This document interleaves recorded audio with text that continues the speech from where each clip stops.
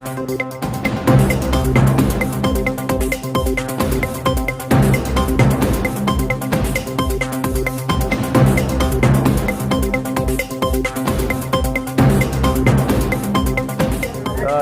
आज महाराष्ट्र नवनिर्माण सेनेच्या वतीने आपण रत्नागिरी जिल्ह्यातील जिल्हा परिषदा पंचायत समितीसाठी विविध ठिकाणी आज अर्ज दाखल केलेले आहेत। सकाळपासून हे सगळं प्रोसेस चालू होती।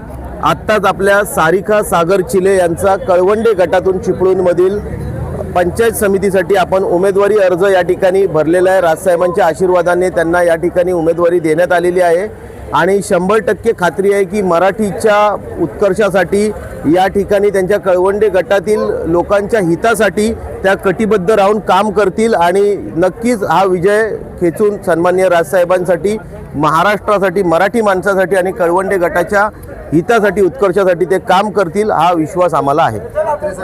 या ठिकाणी कुठल्या पक्षाची तुमची युती व तशा पद्धतीची बोलणी झाली आहे? सध्या तरी आपल्याला सगळ्यांनाच सर्वश्रुत आहे की महाराष्ट्रात दोन भाऊ एकत्र आलेले आहेत आणि तशी ठाकरे गटाशी म्हणजे उद्धवसाहेब ठाकरे, राजसाहेब ठाकरे यांची महानगरपालिकांमध्ये युती झालेली होती।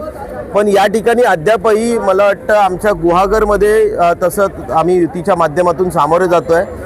चिपळूण गटामध्ये आता सध्या आम्ही महाराष्ट्र नवनिर्माण सेनेचा उमेदवारी अर्ज दाखल केलेला आहे। अद्यापही काही नाही आणि जिथे रत्नागिरीत आम्ही एबी फॉर्म दिलेले आहेत पक्षातर्फे, तिथे सध्या तरी आम्ही महाराष्ट्र नवनिर्माण सेना राजसाहेब ठाकरे यांच्या आशीर्वादाने निवडणुका लढतोय। महानगरपालिकेचा उल्लेख केला, या ठिकाणी कोणती आव्हानं तुम्हाला वाटली आणि तिथपर्यंत कोणती आव्हानं आहेत ज्यांना देशामध्ये पुढे रणनीती? महानगरपालिकेचा उल्लेख केला त्या अनुषंगाने आपण जर पाहाल तर बहुतांश सीट या अगदी 50 पासून ते 800-700 मतांनी गेलेले आहेत आणि बहुतांश मराठी माणसाने सन्माननीय ठाकरे बंधूंच्या पाठी मतदान केलेलं आहे। पण तरी देखील काही तांत्रिक अडचणी ज्या आहेत की आजही ज्याच्यावर विश्वास नाही आहे, कारण ते जे मतदान झालेलं आहे, जसं भरभरून मतदान ठाकरेंना झालेलं आहे, ठाकरेच्या दोन्ही पक्षांना झालेलं आहे, पण ते तसं मतपेट्यांतून आलेलं नाही, ते महत्त्वाचं आव्हान आहे। बाकी स्थानिक स्तरावरती कार्यकर्त्यांची मजबूत फळी दोन्ही ठाकरेंकडे आहे आणि नक्की आम्ही यशस्वी होऊ असा विश्वास पूर्णपणे आहे। आता इथे देखील बघूया त्या पद्धतीचं काय आम्हाला सामोरे जावं लागणार आहे यंत्रणेच्या बाबतीत। बाकी आम्ही सक्षम आहोत आणि निवडणुका जिंकू। सन्माननीय राजसाहेब ठाकरेंचा विजय असो।